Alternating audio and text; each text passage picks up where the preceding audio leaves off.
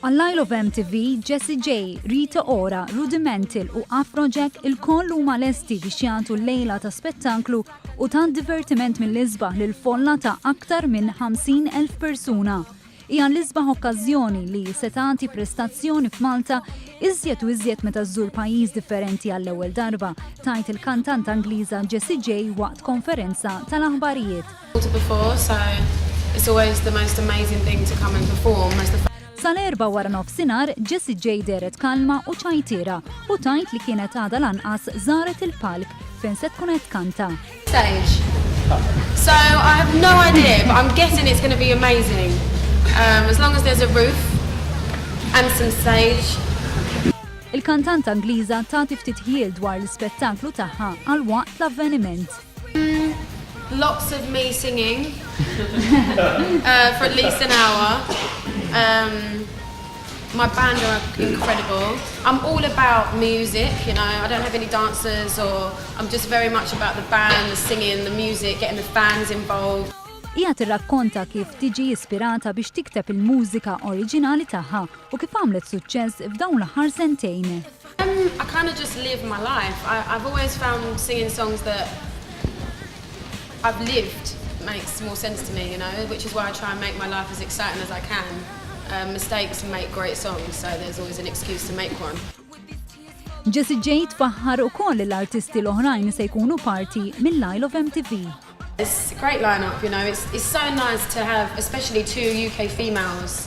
You know, like that's nice. It's so rare that you get to perform with other females in the UK. You know, so you know, Rita's hilarious. You know, she's a great girl. Din il-kantanta msemmija u famuża ħafna meta tkanta a cappella u allura ma naqsitx billi b'mod esklusiv kantat silta minn diska l-daqq tniedi mill-album ġdid tagħha.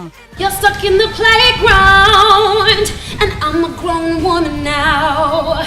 Considering you hate me, you're stalking like you made me. So why you acting like you're tough? By now I thought you'd had enough. Don't you get tired of being rude? Come and give me a hug, dude. Woo! That's what I'm doing. B'mod esklusiv one-use jintervista mal-grupp Ingliż Rudimental fejn jgħidulna kif inbidlet ħajjithom bis-suċċess miksub.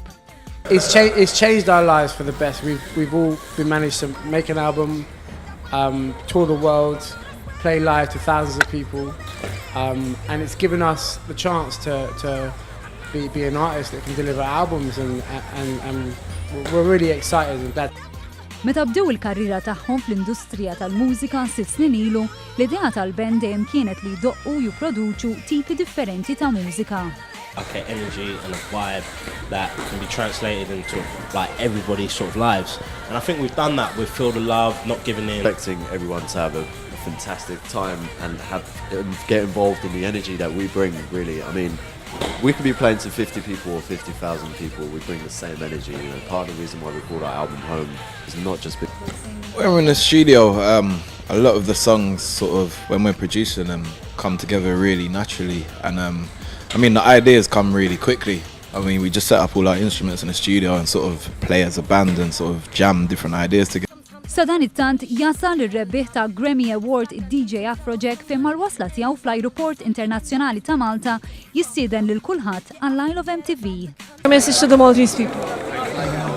Are you ready for a party? See you guys tonight.